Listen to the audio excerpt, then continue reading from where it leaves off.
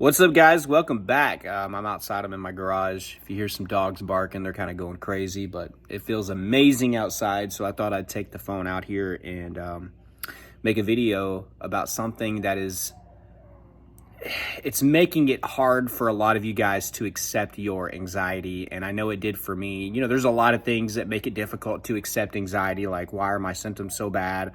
Why are they just nonstop?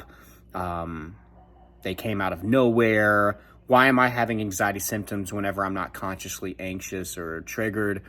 But something else that's just always in the background is just your hypersensitivity, your hyper awareness. From listening and practicing this, guys, some of you have a superpower. You can feel things that other people can't feel. You're that sensitive to everything. And guys, it's not just being sensitive to the symptoms or your sensations, right? And there's thousands of those in your body that you're dealing with, but it's also being sensitive to the outside world. It could be sensitivity to light.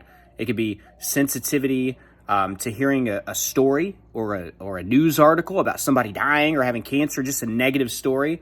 It could be to the media that you consume, whether that be TV or what you see on your social media, right?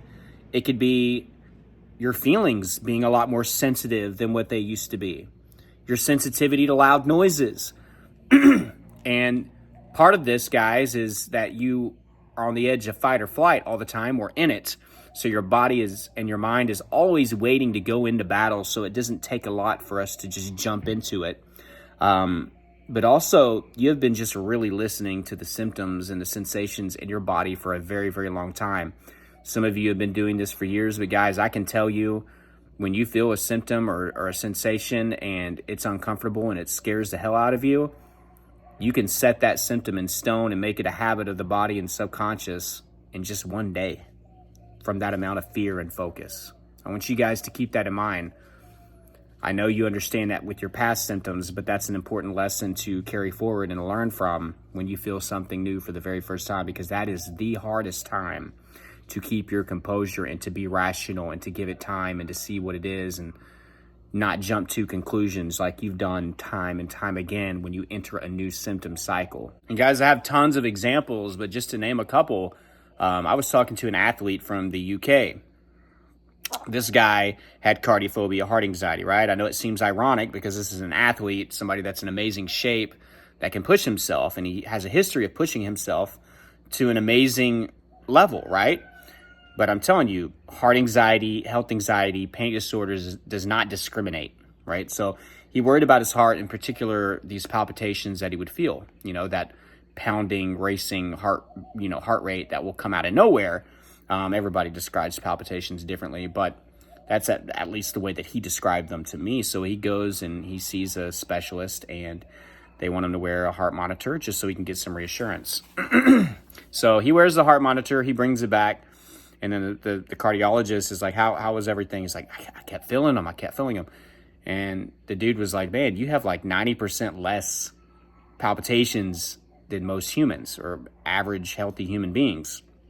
And he was in disbelief, and he was like, that's incredible. And it's like, you just feel it every time it happens because you are so in tune, so focused, you are looking for it, you are listening to your body, you're hypersensitive, you feel it every time it hits. And every time it hits, guys, it feels so much more, because you can argue that our hypersensitivity and our overstimulated nervous system has made our pain threshold go down tremendously. And guys, this can happen very quickly.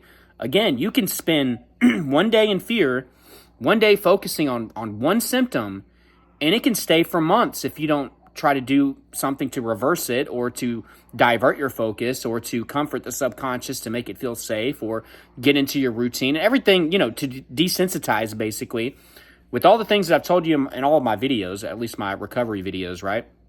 If you don't do something fast, that one day can turn into months. And again, I say this to encourage you to do the right thing when you feel something new, whether or not it's caused by anxiety, because sometimes you're just going to have a stomach ache or you're going to get sick. What do? Do we focus on it so much with fear that it turns into anxiety taking over and causing a stomach ache every day, even though you've gotten over the stomach flu or that bug, right? Or you just have a headache from dehydration and you overreact and you focus and you become now very sensitive to what you feel in your head. And now you have this new focus tension, right? Tension headache that you carry around because of anxiety now. So when we have new symptoms, it's very, very important to learn from our past and to have a set of rules that we go through, that we follow, so we don't do the same things that we've done in our past and go down that focus road, right? Another example, guys, in my life, I mean, I focused on all my symptoms and became hypersensitive with everything. I just couldn't get enough, right? I never learned, it seemed, until the very end. But my last bout with health anxiety was me fearing lymphoma, and it was because my right ear was like so full. Like, I swear, I was like, either there's just a clump of earwax in it or there's a tumor. And, you know, I went with the most irrational, thought. And I went with that. And I was like, oh my God, I think I have lymphoma. And, you know, my lymph nodes felt kind of sore because I was pushing and prodding on them. And I went to the ENT over and over again, begging for a CAT scan that she would deny. She said I didn't need it. She looked in there all the time and said she saw nothing. She did a pressure test and she said it was like half a tick off, which she said I shouldn't be feeling what I'm feeling and what I'm describing to her in my ear. And she's like, if it's anxiety and you're focusing, you know, that could be what it is. You're just sensitive to it. And then finally I was like, oh my God, like it feels like there's Kleenex or cotton balls shoved down there, and she sees nothing. And she says, I don't need a CAT scan. I don't need a tube in my ear. And that the pressure test is half a tick off. I can hear perfectly fine. I was like, that is unbelievable. But guys, those of you that deal with like a lump in the throat, globus hystericus, guys, it feels like there's a freaking softball in there. And they'll look down there and tell you there's nothing. And it's just from tension. What I was feeling up here was tension, focused tension. You know, I'd practiced listening to it and looking for it. And there it was, right? And I become even more hypersensitive. So sensitive to everything that I was feeling. And guys, I did this with symptom after symptom after symptom. And sure, you know, there were times where I was more distracted than other times, right? But whenever I had downtime, and especially, guys, in the morning when I'm laying in bed and in the evenings where I'm trying to go to sleep, those are the hardest moments, right? I think that's where we really develop this superpower and where we get a lot of our practice in and our reps in, because there's no distractions when we're trying to go to sleep, right? And everybody that we love is asleep. It's nighttime. It's quiet. We can hear our symptoms. Like, technically, like if you lay your head on your pillow at night, you can hear your heartbeat in your ear, right? You can feel things so much more because you're still. You're trying to go to sleep. You're not moving. You're not busy. You're not distracted. You're not grounded. So this is a very difficult time for people. And then early in the morning when you wake up, you're just kind of laying there thinking about your life, looking for your symptoms. Oh, there they are. You're putting focus in from the get-go. And then the rest of your day is just, there it is. It's written. You wrote your own story right there. But the biggest reason I feel like it messes with our acceptance is that we go get checked out. We want some answers for the pain that we're in and for the symptoms that we're feeling like tenfold because of our hypersensitivity. And then we get told, like I was told, like for instance with the ENT, like there's nothing here. I see zero evidence that there's something wrong with you. Please stop coming in here, you know? And we're like, how can you not see anything? You must be totally missing it. You must be totally misdiagnosing me. Same thing with the heart stuff. I went through that too. What do you mean there's absolutely nothing wrong with my heart? Structurally, with the rhythm, everything. Everything that has to do with my heart is healthy. One of the healthiest hearts you've ever seen. What do you mean there's nothing wrong? Are you kidding me? What do you mean there's nothing wrong with my stomach? There's nothing going on. What do you mean you can't see anything in my throat or in my ear? What do you mean? Like, what I'm feeling is real. And guys, what you are feeling is real. But it's magnified realness. Magnified tension. The tension you feel in your chest. The tension you feel in your throat with globus hystericus. The tension I felt in my ear that I thought was a tumor growing in there. The tension you can feel in any part of your body. In combination with your pain threshold going down because of the overstimulated nervous system. You have a superpower, guys. And it makes it very difficult to move past anxiety and to really accept acceptance, to move forward with that so you can get towards that conscious recovery. And it's just, I try my hardest whenever I'm talking to people on the phone or people just in my life to explain to them, you just don't realize how sensitive you are. you don't really realize how hyper aware and how hyper focused you are on your body.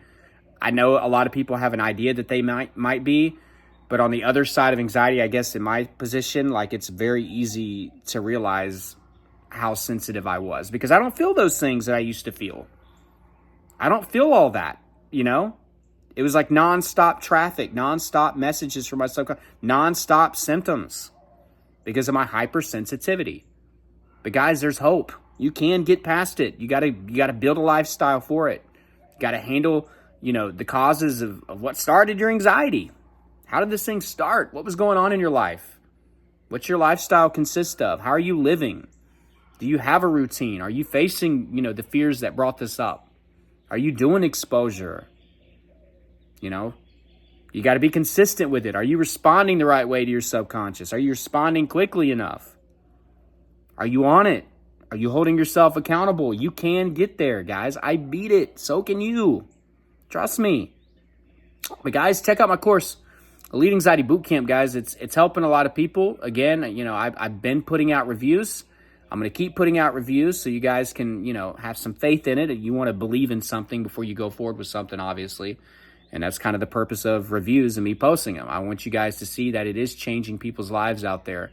But if you're wondering what it is, it's a step-by-step process, my blueprint on how I got out of this. And that's including panic disorder, health anxiety, generalized anxiety disorder. But the link, whenever you go there, you'll see everything that's actually packed into that course for a very affordable price. So I'll put the link in the description and the first pinned comment. And guys, we do one-on-one coaching here on this channel. So if you want to talk to me on the phone and work through this, and you can explain to me your personal issues, your personal problems with anxiety, we can make that happen. So my email for that is down below in the description and in the first pinned comment for that as well. But guys, I love you all. Thanks for the time. Good discussion this evening. It's beautiful. I'm going to enjoy this nice weather until it gets dark out here in my garage. So I love you guys. I will talk to you soon. And until then, keep fighting.